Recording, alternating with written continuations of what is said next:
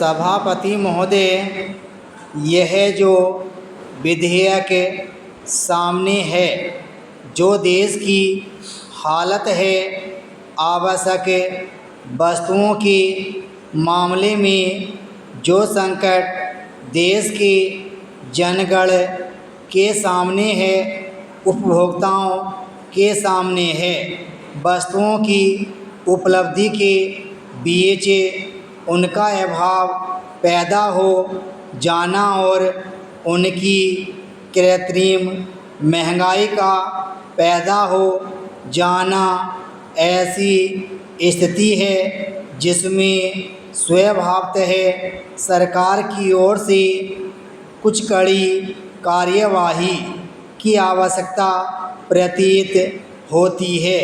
मगर जो स्थिति है उसको देखते हुए और अभी जो मित्र सरकारी पक्ष के बोले हैं, उनकी बातों को ध्यान से सुनने के बाद भी कलेजा कांपता है कि क्या यह सरकार जो इस विधेयक का उद्देश्य है वह इसे चाहती है, क्या यह सरकार इसको लागू करने का इरादा रखती है। मैं अभी नियत पर शक करने जैसी कोई बात कहना नहीं चाहता, लेकिन वस्तुस्थिति वहाँ तक जाने को मजबूर करती है। हमारे मित्र शासक दल के पिछली सरकार के बारे में बोले हैं, जो उन्होंने कहा है सही है, उससे ज़्यादा कहना भी सही होगा। देश के लोग जानते हैं कि उस सरकार में भी अधिकांश वही लोग थे जो उसके पहले शासक दल के थे।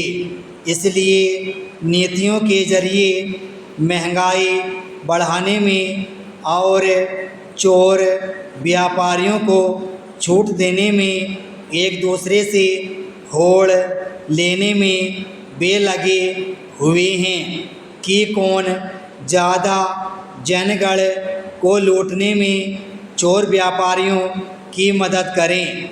जनता पार्टी के रूप में या कांग्रेस के रूप में देश के पूंजीपतियों की अपनी पार्टी और अपनी सरकार है।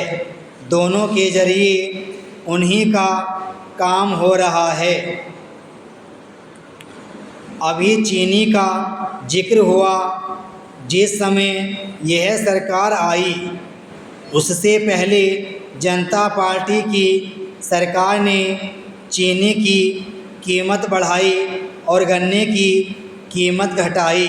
कहा गया कि देश में चीनी ज़्यादा हो गई, इसलिए गन्ने की कीमत 250 रुपये क्विंटल कर दी गई है, लेकिन चीनी की कीमत बढ़ा दी है, फिर नियंत्रण हटाकर और फिर नियंत्रण लगाकर खुले बाज़ार में 4-4.25 रुपये किलो चीनी की कीमत कर दी गई।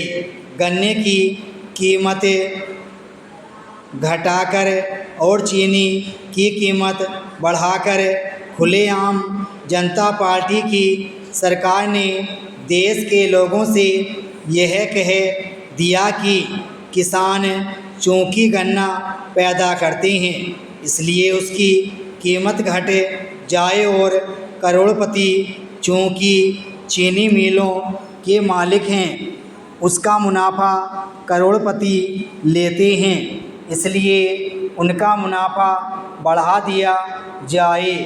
इस प्रकार उन्होंने लोगों से यह कह दिया कि भाई मतदाताओं, यह करोड़पतियों के हुक्म पर चलने वाली सरकार है।